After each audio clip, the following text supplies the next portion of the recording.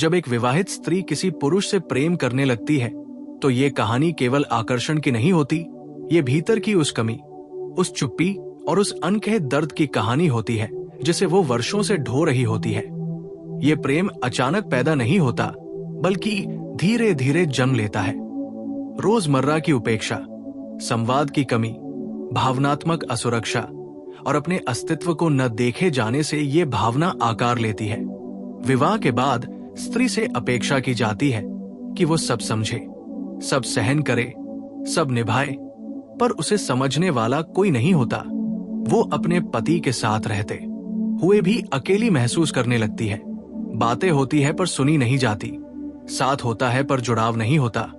और तभी कहीं किसी मोड़ पर कोई पुरुष उसकी बात पूरी सुन लेता है, बिना टोके, बिना जज किए।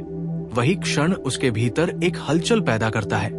उसे लगता है कि कोई है जो उसे देख रहा है, उसकी भावनाओं को महत्व दे रहा है। ये प्रेम शरीर से नहीं शुरू होता, ये मन से शुरू होता है, बातचीत से, समझ से, सम्मान से। और धीरे धीरे वो पुरुष उसके लिए आईने की तरह बन जाता है, जिसमें वो खुद को फिर से जीवित देखती है। विवाहित स्त्री के लिए ये स्थिति आसान नहीं होती। उसके भीतर लगातार द्वंद्व चलता रहता है। एक तरफ उसका परिवार, उसकी जिम्मेदारियां, उसकी सामाजिक छवि होती है, और दूसरी तरफ उसका दिल जो पहली बार खुलकर सांस ले पा रहा होता है। वो खुद से सवाल करती है कि क्या उसका ये महसूस करना गलत है? क्या प्रेम करना अपराध है? क्या उसने अपनी भावनाओं को चुनकर कोई पाप कर दिया? वो रातों को जागती है, दिन में सामान्य रहने का अभिनय करती है। उसके चेहरे पर मुस्कान होती है, पर भीतर एक तूफान चलता रहता है। वो उस पुरुष के एक संदेश, एक कॉल, एक मुलाकात से ऊर्जा महसूस करती है, जैसे किसी ने उसकी सूखी आत्मा पर पानी डाल दिया हो। पर उसी के साथ अपराध बोध भी उसे जकड़ लेता है। समाज उसे दोषी ठहराने के लिए तैयार रहता है। कोई ये नहीं पूछता कि वो भावनात्मक रूप से कितनी उपेक्षित थी। कोई ये नहीं समझता कि उसने वर्षों तक अपने सपनों, इच्छाओं और आवाज को दबाकर रखा था। जब एक विवाहित स्त्री प्रेम में पड़ती है तो वो अक्सर किसी को तोड़ने नहीं निकलती, वो खुद को जोड़ने निकलती है। वो उस हिस्से को बचाना चाहती है जो मर रहा था। वो पुरुष भी कई बार केवल प्रेमी नहीं होता, वह एक श्रोता, एक सहारा, एक दोस्त बन जाता है, जिससे वो बिना डर के बात कर सकती है। उसके साथ वो फिर से स्त्री होने का एहसास करती है, मशीन या जिम्मेदारियों का बोझ नहीं। ये प्रेम अक्सर चुपचाप होता है, बिना नाम का, बिना घोषणा का, क्योंकि वो जानती है कि समाज इसे स्वीकार नहीं करेगा। फिर भी दिल मानने से इनकार कर देता है। वो हर दिन तय करती है कि दूरी बनाएगी, और हर दिन दिल हार जाता है। वो पति से भी दूर नहीं जा पाती और प्रेमी से भी अलग नहीं हो पाती। ये त्रिकोण उसे भीतर से तोड़ने लगता है। वो खुद को दोष देती है, कभी भाग जाने का सोचती है, कभी सब कुछ खत्म करने का। पर सच ये है कि वो बस समझी जाना चाहती थी। अगर विवाह में संवाद होता, सम्मान होता, भावनात्मक सुरक्षा होती, तो शायद ये प्रेम जन्म ही न लेता। विवाहित स्त्री का प्रेम अक्सर त्याग से भरा होता है। वो अपने प्रेम को भी सीमाओं में रखती है। वो जानती है कि एक गलत कदम कई जिंदगियां प्रभावित कर सकता है, इसलिए वो अपने भीतर ही लड़ती रहती है। कई बार ये प्रेम उसे साहसी बना देता है। वो अपने पति से बात करने का साहस जुटाती है, अपनी जरूरतें बताने की कोशिश करती है, और कई बार ये प्रेम उसे खामोश कर देता है, क्योंकि वह किसी को चोट नहीं पहुंचाना चाहती। अंततः ये कहानी किसी फैसले पर आकर ठहरती है या जीवन भर का बोझ बन जाती है। कुछ स्त्रियां अपने विवाह को सुधारने की कोशिश करती हैं, कुछ अलग होने का निर्णय लेती हैं, और कुछ चुपचाप इस प्रेम को दिल में दफन कर देती हैं। पर एक बात तय है, जब एक विवाहित स्त्री किसी पुरुष से प्रेम करने लगती है तो वो हल्की नहीं होती।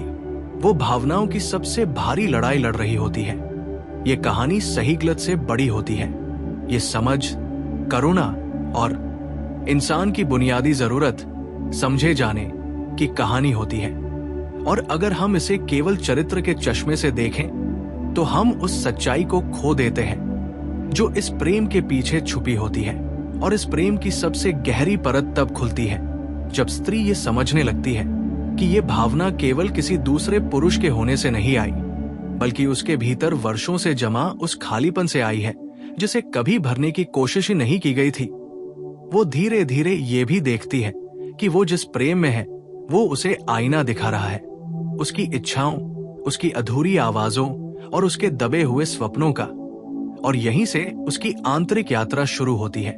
वो खुद से पूछती है कि क्या वो सच में उस पुरुष से प्रेम करती है, या उस एहसास से जो उसे उसके साथ मिलकर मिलता है।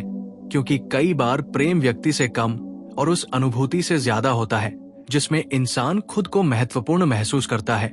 वो गौर करती है कि वो पहले जैसी नहीं रही, वो ज्यादा संवेदनशील हो गई है, ज्यादा सजग हो गई है, उसे छोटी छोटी बातों में भी अर्थ दिखने लगे हैं।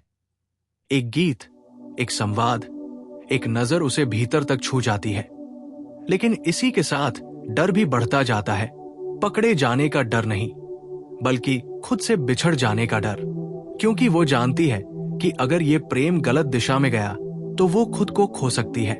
कई विवाहित स्त्रियां इस मोड़ पर अपने भीतर एक कठोर अनुशासन पैदा कर लेती है। वे सीमाएं खींचती है, दूरी बनाती है, पर भावनाओं को मार नहीं पाती, क्योंकि भावनाएं आदेश नहीं मानती, वे बस होती है।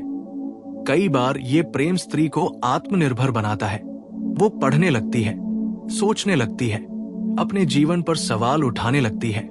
वो ये भी समझती है कि उसका विवाह केवल एक रिश्ता नहीं बल्कि एक व्यवस्था है, जिसमें बदलाव के लिए दोनों पक्षों की चेतना जरूरी होती है। कुछ स्त्रियां इस प्रेम के कारण अपने पति से ईमानदार संवाद शुरू करती है। वे पहली बार कह पाती है कि उन्हें क्या चाहिए, क्या नहीं। और कुछ स्त्रियां ये भी समझ लेती है कि उनके विवाह में अब कुछ बचा ही नहीं जिसे सुधारा जा सके। तब निर्णय आसान नहीं होता, क्योंकि निर्णय केवल दो लोगों के बीच नहीं होता, उसमें बच्चे, परिवार, समाज और भविष्य सब शामिल होते हैं। यही कारण है कि कई स्त्रियां भीतर ही भीतर टूटती रहती है, पर बाहर से सब सामान्य दिखाती है। वे त्योहार मनाती है, मुस्कुराती है, फोटो खिंचवाती है, लेकिन उनके भीतर एक मौन चीख लगातार गूंजती रहती है। वो पुरुष जिससे वह प्रेम करती है, कई बार उसकी भी सीमाएं होती है, उसका भी डर होता है, वो भी इस रिश्ते को नाम नहीं दे पाता। और तब स्त्री खुद को दोहरी असुरक्षा में पाती है, न पूरी तरह विवाह में सुरक्षित, न पूरी तरह प्रेम में स्वीकार्य। इस अवस्था में स्त्री सबसे ज्यादा परिपक्व होती है या सबसे ज्यादा टूटती है, ये उसके भीतर की चेतना पर निर्भर करता है। कुछ स्त्रियां इस अनुभव को आत्मबोध में बदल लेती है। वे समझ जाती है कि प्रेम का अर्थ अधिकार नहीं बल्कि जागरूकता है। वे धीरे धीरे अपने जीवन की बागडोर वापस अपने हाथ में लेती है। और कुछ स्त्रियां अपराध बोध में डूबकर खुद को सजा देने लगती है। वे हंसना छोड़ देती है, जीना छोड़ देती है, पर बाहर से सब ठीक दिखाती है।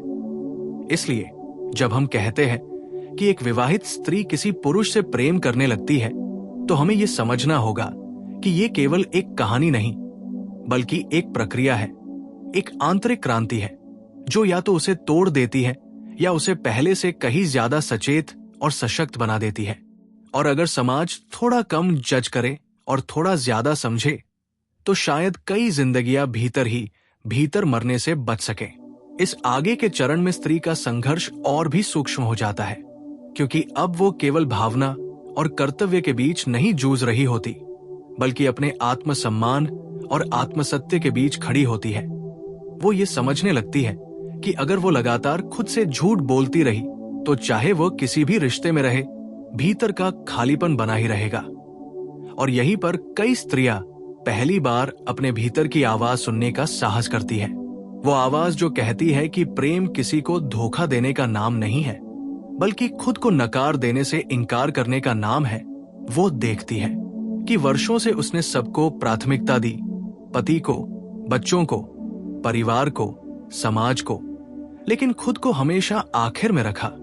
और अब जब किसी ने उसे बीच में रखकर देखा, तो उसका हिल जाना स्वाभाविक था। इस बिंदु पर स्त्री कई भ्रमों से बाहर आने लगती है।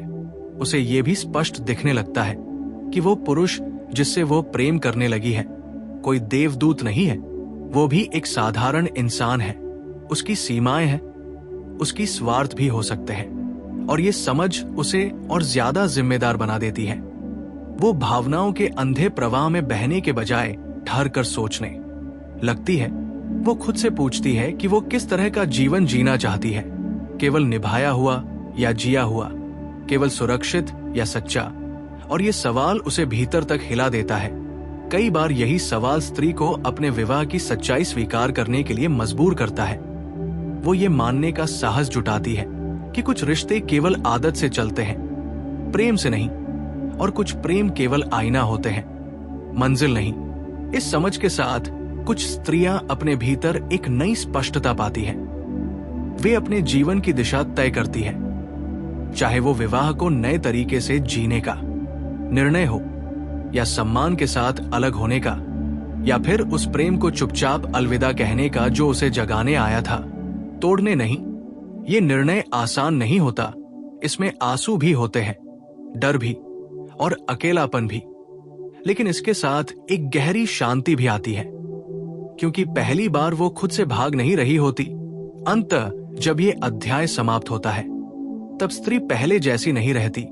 वो अधिक सचेत, अधिक संवेदनशील और अधिक आत्मसम्मानी हो जाती है। और यही इस पूरी कहानी का सबसे बड़ा सच है कि जब एक विवाहित स्त्री किसी पुरुष से प्रेम करने लगती है, तो वो केवल किसी और को नहीं चुन रही होती, वो असल में खुद को चुनना सीख रही होती है। और ये चुनाव चाहे बाहर से जैसा भी दिखे, भीतर से वो एक गहरी जागृति का संकेत होता है। इसके बाद कहानी एक ऐसे मोड़ में प्रवेश करती है जहां स्त्री केवल भावनाओं को समझ नहीं रही होती, बल्कि उनके स्रोत को पहचानने लगती है। वो ये जानने लगती है कि उसके भीतर जो प्रेम जागा था, वो दरअसल उसके आत्मसम्मान के जागने का संकेत था। वर्षों से दबा हुआ उसका अस्तित्व अब सवाल पूछने लगा था। और यही सवाल सबसे खतरनाक भी होते हैं और सबसे मुक्त करने वाले भी। वो देखती है कि समाज ने उसे सिखाया था कि अच्छी पत्नी वही है जो कभी शिकायत न करे, जो सब सह ले, जो अपनी इच्छाओं को त्याग का नाम दे दे। लेकिन अब उसे स्पष्ट दिखने लगता है कि त्याग और आत्मविसर्जन में बहुत फर्क है। त्याग चेतना से आता है और आत्मविसर्जन डर से, और वो डर में जीना नहीं चाहती थी। इस स्तर पर वो अपने भीतर एक नई ईमानदारी पैदा करती है।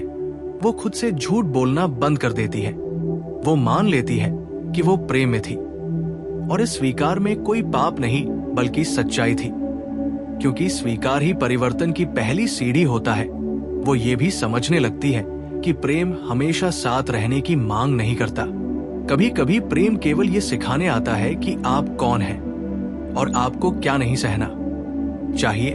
वो पुरुष जिससे वो प्रेम करने लगी थी, अब उसके लिए एक शिक्षक की तरह हो जाता है, चाहे वो जीवन में रहे या न रहे, क्योंकि उसने उसे उसकी भूली हुई पहचान से मिलवाया था। और अब स्त्री के सामने सबसे बड़ा निर्णय खड़ा होता है। वो निर्णय जिसमें कोई सही या गलत विकल्प नहीं होता, केवल ईमानदार और बेईमान विकल्प होते हैं। वो तय करती है कि वो आगे चाहे जो भी रिश्ता जिए, वो आधा नहीं जिएगी। वो संवाद से भागेगी नहीं, वो चुप्पी को प्रेम का नाम नहीं देगी। अगर वो विवाह में रहेगी तो पूरे सच के साथ रहेगी, और अगर अलग होगी तो सम्मान और स्पष्टता के साथ। इस निर्णय के बाद उसके भीतर एक अजीब सी स्थिरता आ जाती है, जैसे तूफान के बाद समुद्र शांत हो जाता है।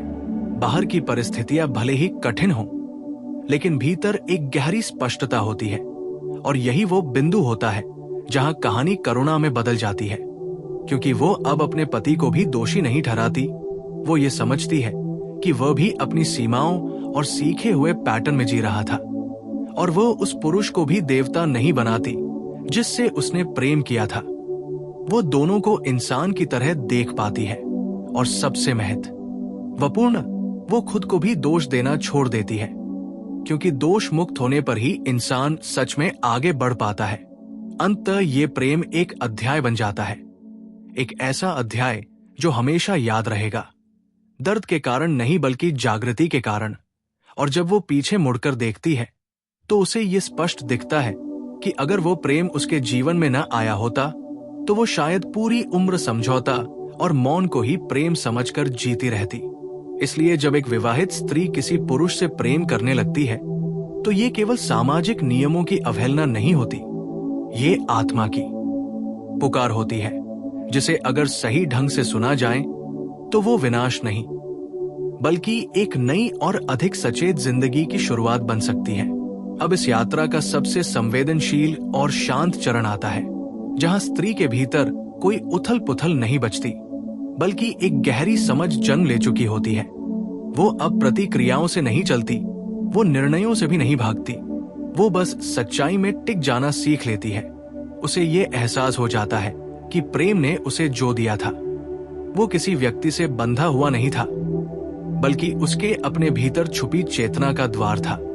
और एक बार वो द्वार खुल जाए तो फिर कोई भी रिश्ता उसे पूरी तरह बांध नहीं सकता। वो रोजमर्रा के जीवन में लौटती है, वही घर, वही जिम्मेदारियां, वही चेहरे, लेकिन अब वो भीतर से बदली हुई होती है। वो पहले जैसी नहीं रहती जो हर बात निगल ले, जो चुप्पी को शांति समझ ले, जो दर्द को कर्तव्य कहकर स्वीकार कर ले। अब उसके भीतर एक मौन आत्मसम्मान खड़ा हो चुका होता है।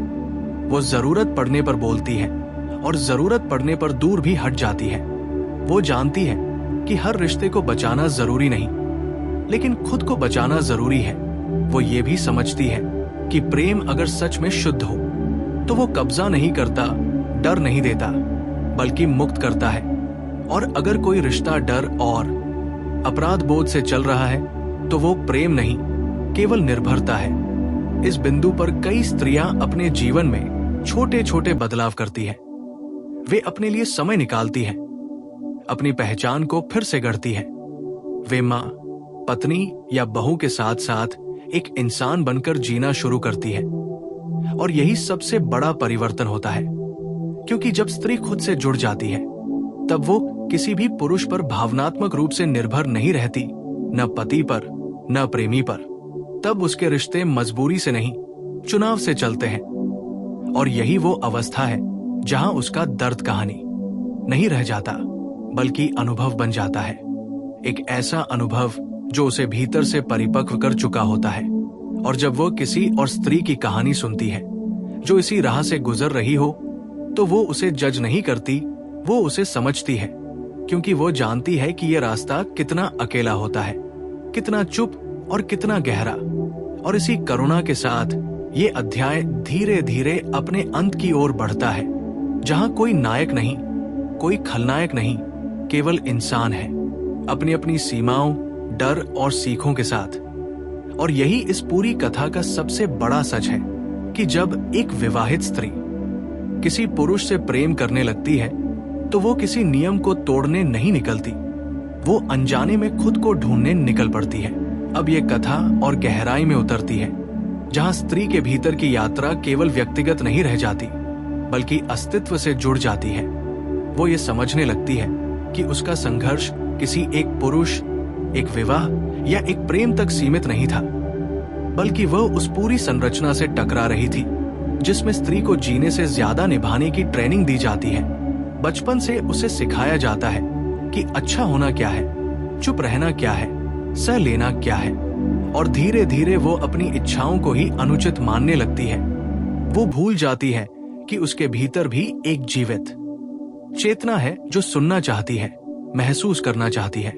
जब वो विवाहित होने के बावजूद किसी पुरुष की ओर आकर्षित होती है तो समाज तुरंत उस आकर्षण को चरित्र की कमी कह देता है, लेकिन कोई ये नहीं पूछता कि उसके भीतर इतने वर्षों से क्या मरा हुआ था। कोई ये नहीं देखता कि वो स्त्री कितनी देर से बिना प्रेम के, बिना संवाद के, बिना स्पर्श के जी रही थी। और इसी अंधेरे में जब कोई उसे रोशनी की एक किरण देता है तो उसका खिंच जाना स्वाभाविक होता है।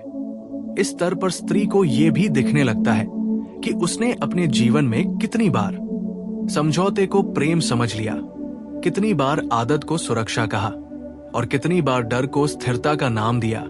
ये समझ उसे पहले तो तोड़ती है, क्योंकि भ्रम टूटना दर्दनाक होता है, लेकिन धीरे धीरे यही टूटन उसे मुक्त भी करने लगती है। वो अपने भीतर ये साहस पैदा करती है कि वो हर रिश्ते को नए दृष्टिकोण से देखे, वो अपने पति को भी पहली बार एक भूमिका से बाहर निकालकर एक इंसान की तरह देखती है।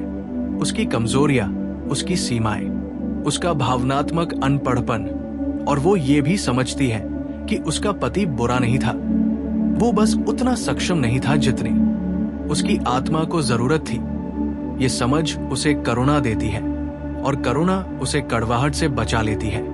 वो पुरुष जिससे वो प्रेम करने लगी थी अब उसके जीवन में एक स्थायी उपस्थिति नहीं रह जाता, बल्कि एक पड़ाव बन जाता है।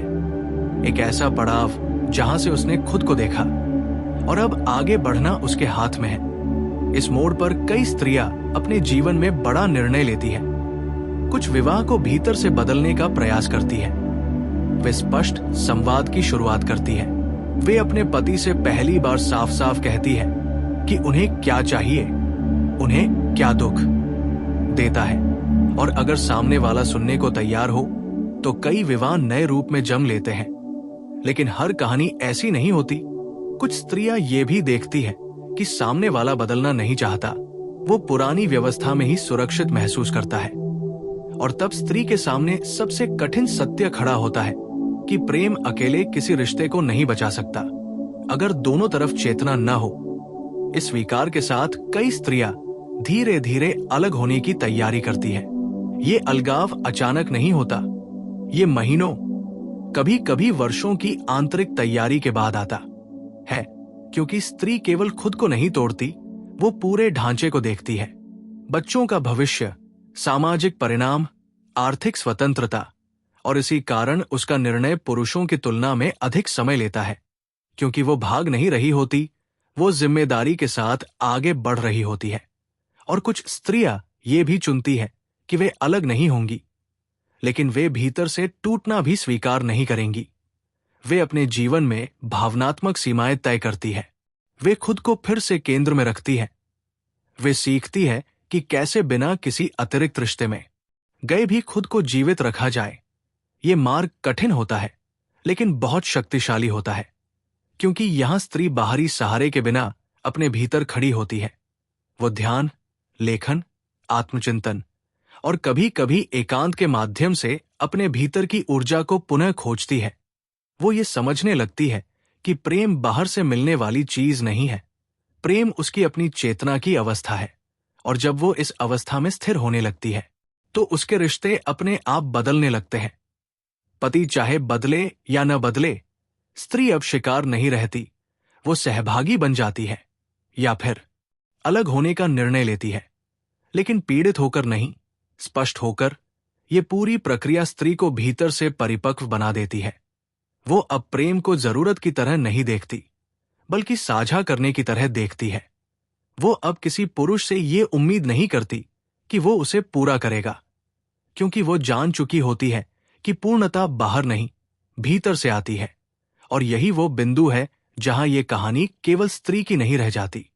ये हर उस इंसान की कहानी बन जाती है जिसने कभी अपनी भावनाओं को दबाकर जिया हो, जिसने कभी अपने सच से समझौता किया हो। अंततः जब ये यात्रा अपने अंतिम चरण में पहुंचती है, तब स्त्री के भीतर एक गहरी शांति होती है। वो पीछे मुड़कर देखती है तो उसे पछतावा नहीं होता, न प्रेम करने का, न सवाल पूछने का, क्योंकि वो जानती है कि अगर उसने ये रास्ता न लिया होता तो वो कभी खुद से नहीं मिल पाती। और यही इस पूरी कथा का सबसे बड़ा सार है कि जब एक विवाहित स्त्री किसी पुरुष से प्रेम करने